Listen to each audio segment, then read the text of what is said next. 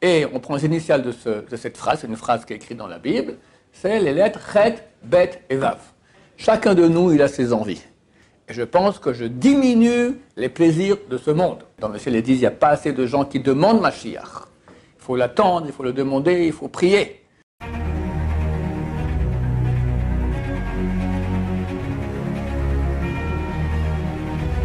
Ce show dédié pour M. Romain Yehuda Benita Ben Abraham, de la part de sa femme et de leur fils Hillel.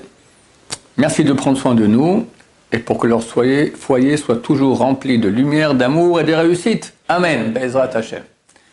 Je voulais parler encore, hier on a parlé de Shovavim, je voulais encore donner quelques petits détails importants sur cette période-là. Donc je rappelle, Shovavim, c'est l'époque des normalement 6 semaines, cette année 8 semaines, donc c'est particulièrement mieux de faire les réparations cette année-là de 8 semaines, d'autant plus que Mashiach arrive et je voulais faire un cours sur Mashiach, mais je vais peut-être le laisser pour jeudi, les choses avancent très vite. Donc il faut réparer. Et donc il y a la solution des jeunes, mais elle est difficile, surtout pour ceux qui étudient ici jeunes, alors ils auraient pu étudier. Donc il y a moyen de payer aussi en tzedaka. Il y a beaucoup de choses à faire aussi qui sont extrêmement conseillées. D'abord pour les femmes. Quelqu'un m'a demandé qu'est-ce que les femmes, comment elles font pour réparer. Elles aussi, ils ont fait des péchés, les femmes. Alors, il faut savoir que chez les femmes, la plus grande réparation qu'elles peuvent faire, c'est la tsniout, c'est la pudeur. Chazon-Ish, qui était le grand de la génération il y a presque un siècle, a dit que l'équivalent d'études de Torah chez les hommes, il n'y a pas de plus grande mitzvah qu'étudier la Torah. L'équivalent chez les femmes de cela, c'est la tsniout. Ça veut dire s'habiller avec pudeur, vivre avec pudeur. C'est pas seulement comment on s'habille, c'est comme tu parles avec tes copines dans la rue et tu t'éclates de rire, tout le monde entend, dans le bus, tout. Il y a beaucoup, il y a des femmes pudiques, des femmes moins pudiques, et c'est un grand travail qui est très difficile pour les femmes. Elle peut porter un habit qui est plus beau, mais plus attirant pour les yeux des hommes. Elle dit, je veux pas attirer les hommes. Ouais, mais t'attires quand même. Un habit beau, ça attire. Alors mettre un habit moins beau, c'est très, très, très difficile pour une femme. Et c'est sa plus grande réparation. Il y a des femmes qui, hélas, ont fait l'adultère et m'ont contacté. Elles voulaient un tikkun, une réparation totale. Est-ce certain qu'elles vont au paradis? J'ai eu peur. C'est comme si je leur dis, moi, de faire un certain tikkun. Et après, elles arrivent là-bas, après 120 ans, on dit, madame, en enfer. Mais pourquoi en enfer? J'ai fait un tikkun. Quel tikkun? Ça vaut rien. Qui vous a dit ça? Rav Shaya. Rav Shaya, toi qui as dit ça, viens. À sa place. D'accord? Donc, je ne voulais pas prendre la responsabilité. Donc, je l'ai contacté un grand rabbin, qui est aussi kabbaliste, un grand Tamil Chacham. Il m'a dit, pas les jeunes. Ça ne concerne pas les femmes. Kefashat tsniout, la pudeur. Ok, j'aurais dit.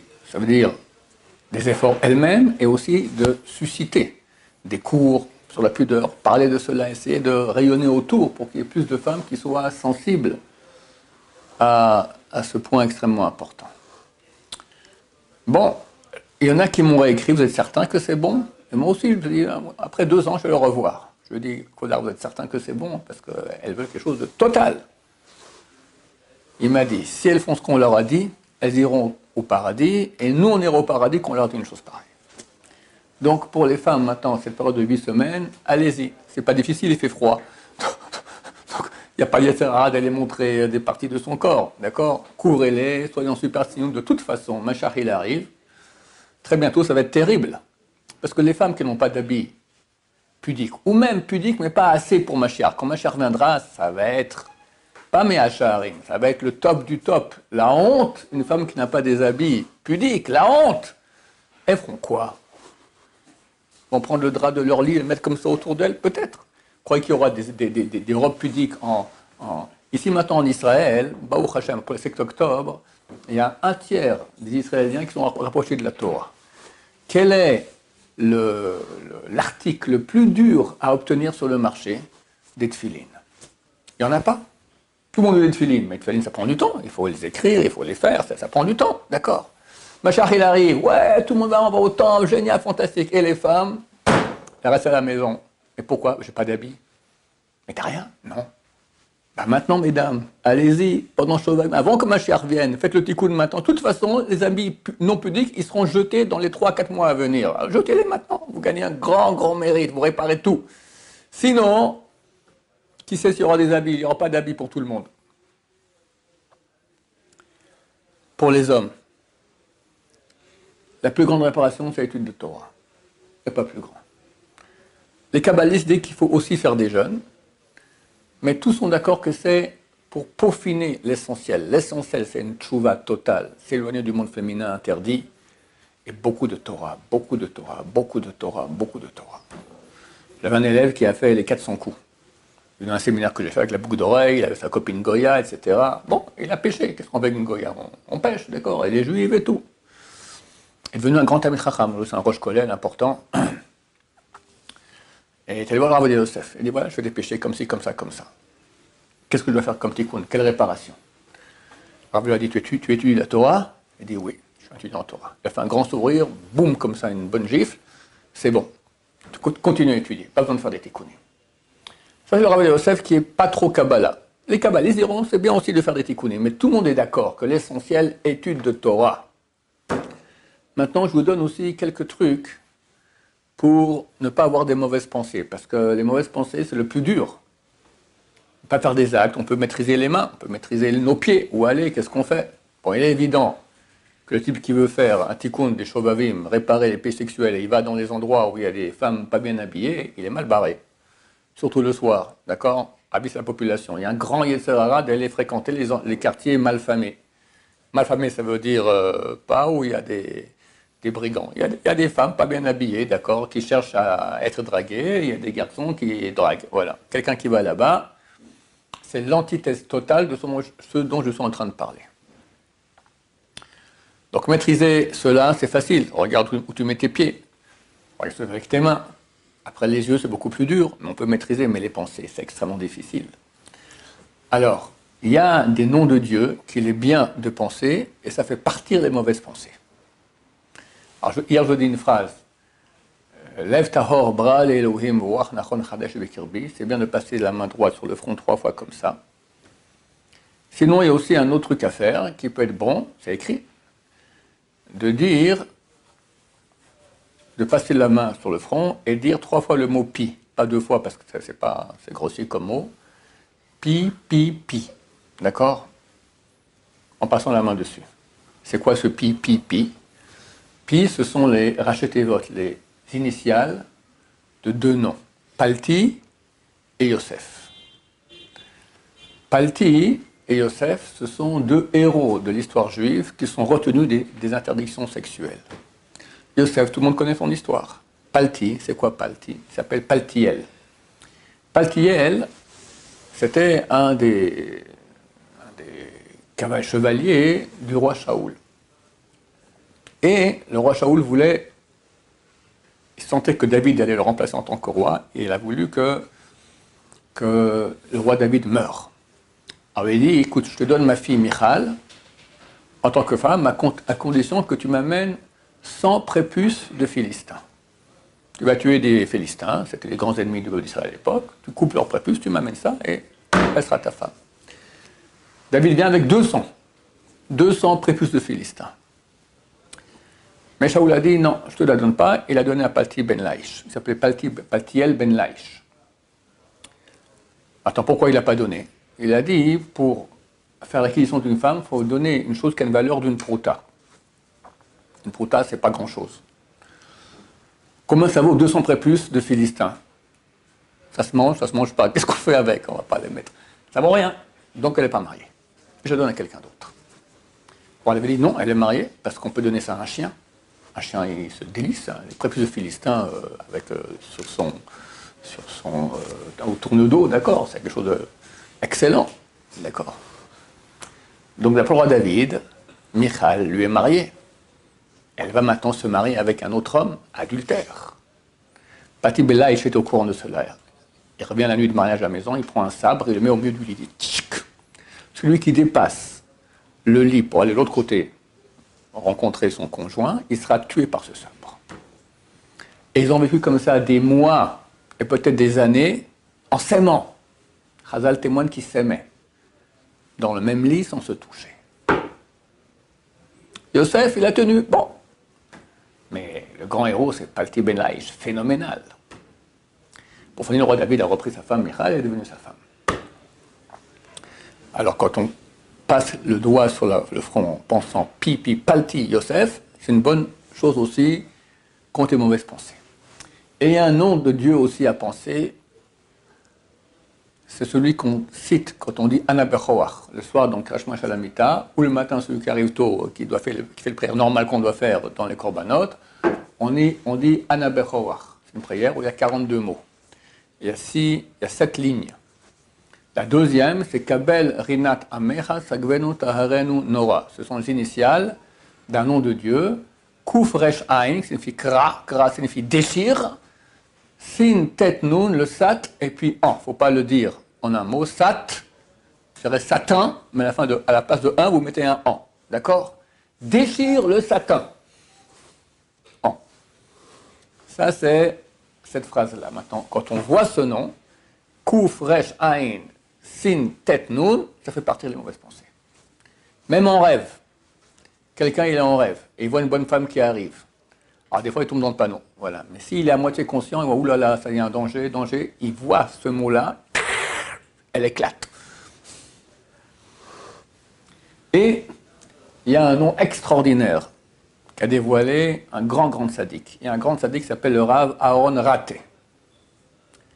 C'était le Rav des Todot Aaron. À Mea Shearim, ceux qui vont avec les habits, avec des raies comme ça. Il est mort après la Shoah. Il a écrit un livre qui est le must de réparation sur tous les péchés sexuels.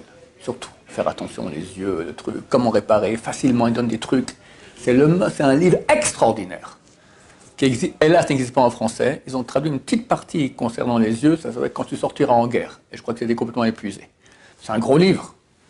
Un peu dur d'accès, il cite beaucoup de Zohar dedans, mais fantastique. Ça s'appelle Taharat HaKodesh, la pureté de la sainteté. C'est le livre à lire pour réparer les péchés sexuels. Et là-bas, il dévoile un nom de Dieu phénoménal. Lui-même dit que c'est phénoménal, d'accord? Quand tu penses à ça, tout part.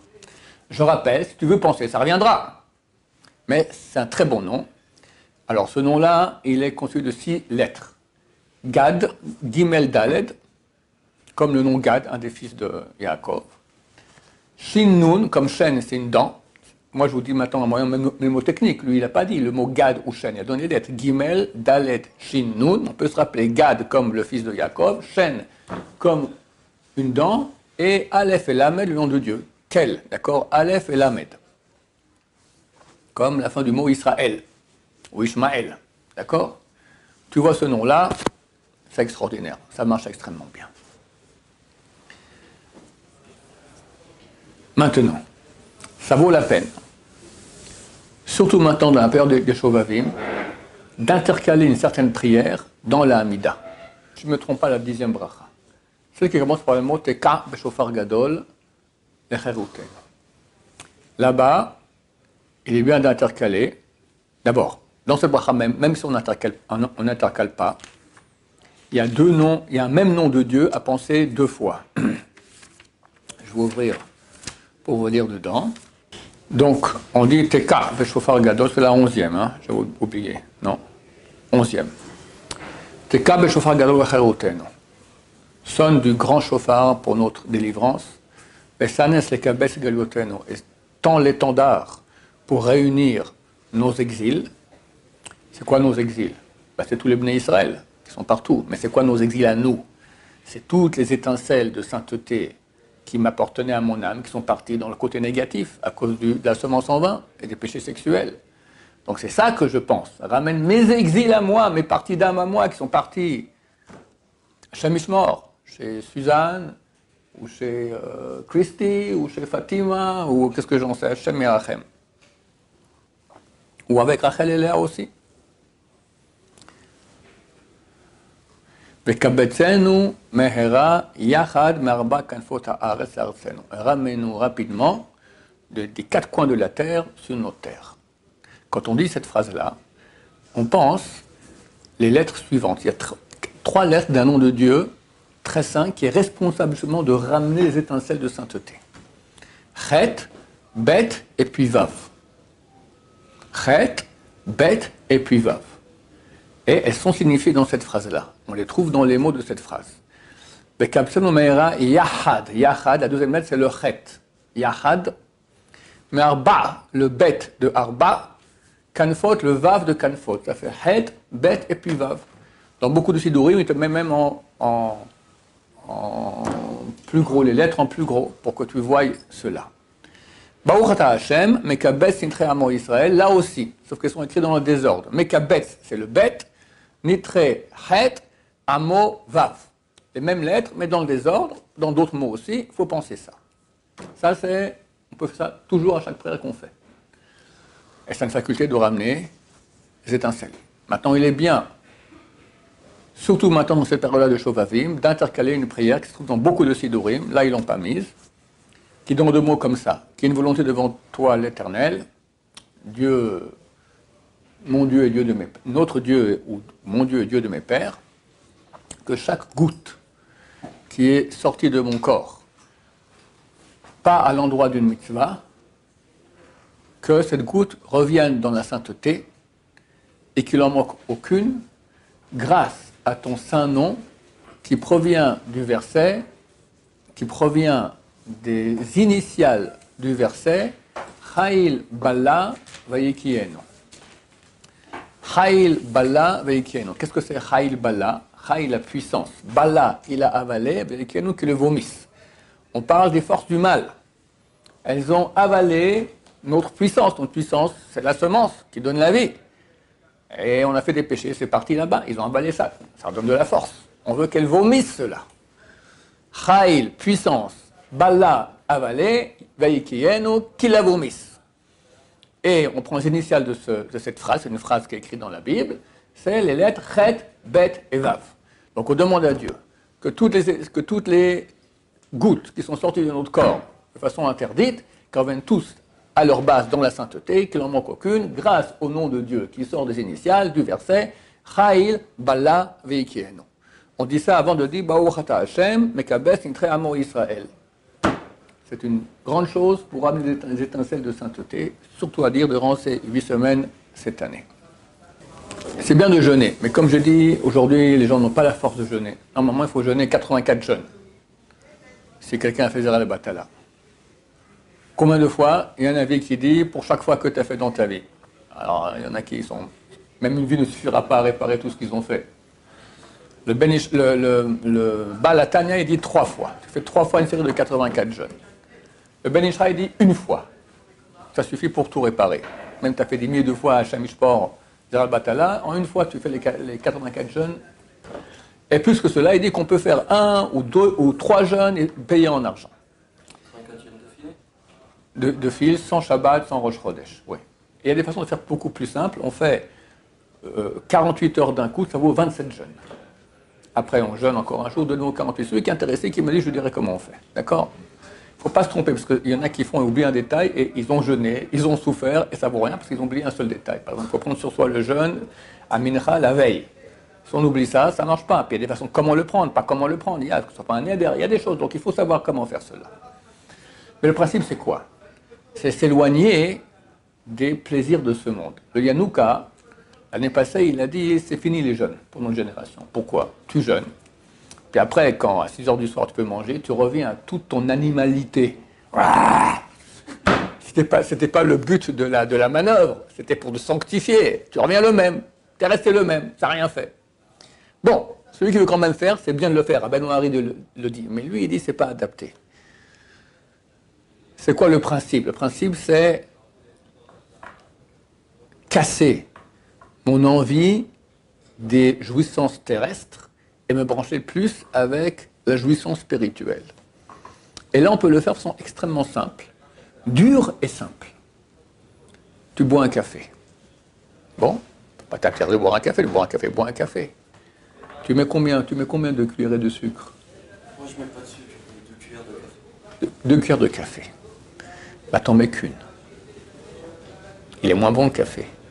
Ah, ça te fait, t'as envie d'une deuxième cuillerée de café. Et si tu aimes avec le sucre, il y en a qui mettent 2, tu vas mettre qu'une cuillerée de sucre. Ou une demi sucrète. c'est rien. Entre nous, qu'est-ce que c'est? C'est de la bêtise. Mais ça agit plus que tout. Parce que là, tu casses vraiment tes envies. Puis c'est pas que ni tu vas étudier moins bien, tu n'as pas été affaibli, tu n'as pas maigri, d'accord, tu as toute ta force. Simplement, tu t'es battu un peu contre tes envies. Chacun de nous, il a ses envies. C'est bien de commencer à enlever, à diminuer. Pas tout d'un coup. Le message Charim, c'est celui qui fait tout d'un coup, il y aura un retour de manivelle, il va revenir à la case départ. Pire. Mais elles sont progressives, t'enlèves. Ça répare énormément. Il y a aussi un jeûne, si je me souviens bien, on appelle ça le jeûne du Rahavad. Très dur. Moi, le bout, je n'ai jamais réussi à faire. Mais ça boit énorme. Tu manges un bon plat, bien, t'arrêtes. T'as encore le bon plat, il est bon, t'arrêtes au milieu, comme ça. Alors, il ne faut pas jeter, il faut trouver quelqu'un d'autre qui le mangera, d'accord? Ou pour plus tard. Alors, c'est pas grave, t'as déjà mangé avant, t'es déjà rassasié, mais c'est l'envie, là. Ou à la fin du repas, le bon dessert, un bon chocolat, un praliné, un machin, une viennoiserie, que ta femme a acheté déjà, et qui te fait tring, tring, tring. Non. C'est rien. Parce que qu'est-ce que c'est une viennoiserie ou un peu de sucre sur les papilles gustatives? En soi, c'est rien, mais ça fait plus que tout. Parce que c'est un vrai travail sur soi. Et ça fait un grand tikkun aussi. Justement, ça vaut la peine durant cette période-là de faire ça. Et continue aussi après. Il y a une mitzvah de la Torah. Et les rabbanim disent que c'est la mitzvah de la Torah. Tout le reste de la Torah, ce sont des habits à cela. Kedoshim tiyu, vous serez saints. C'est quoi saint? Saint, c'est s'éloigner des jouissances terrestres. Je ne sais pas si vous êtes au courant, mais quand on met les tefillin le matin, il y a une pensée qu'il faut avoir. Et la halakha dit que c'est la pensée essentielle de la mitzvah. C'est l'essentiel de la mitzvah. Alors, on met les tefillin de tête. On dit comme ça. Que Dieu nous a ordonné de mettre tefillin de bras, tefillin de tête, dans laquelle il y a 4 parchemins, dans laquelle il y a l'unicité de Dieu, Shema Yisrael Hashem Elokeinu Hashem Echad, et le récit de la sortie d'Égypte, qui montre que Dieu a la maîtrise, a fait des miracles, nous a sorti d'Égypte avec des miracles, qui montrent que Dieu a la maîtrise sur les mondes supérieurs et les mondes inférieurs, la maîtrise sur tout, et qui lui sont subordonnés. Et je mets le film de tête par rapport au cerveau, car dans le cerveau, il y a la neshama, et je pense à subordonner ma neshama, mon âme, à Dieu. Et je mets le tefillin de bras face au cœur, parce que dans le cœur, c'est le centre des pensées et de la poursuite des plaisirs de ce monde. Et je pense que je diminue les plaisirs de ce monde. Quand on met les tefillin, il faut penser qu'on va diminuer les plaisirs de ce monde. C'est super non médiatique, non économique. Je casse toute l'économie avec cela, d'accord? Mais ce que c'est la Torah nous dit.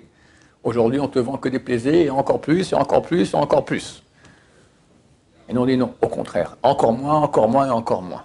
Bon, bah, tant pis pour l'économie, mais nous, on va gagner, on va aller au Lamaba, on va gagner, on va réparer nos péchés. Donc ça vaut la peine. Pas trop fort, de façon progressive, d'aller et diminuer les plaisirs. La Torah nous leur donne, c'est ça de la Torah, Kedoshim Tiyu. Quand on met le film, on doit penser cela, et c'est une très grande réparation des péchés qu'on a fait durant la vie. Voilà, que Dieu nous aide à tout réparer, Bézat Hashem, qu'on soit digne au soir Mashiach très bientôt. Je finirai avec une petite nouvelle extraordinaire qui va vous réjouir. On a jeûné dernièrement le 10 Tevet. Pourquoi on jeûne le 10 Tevet?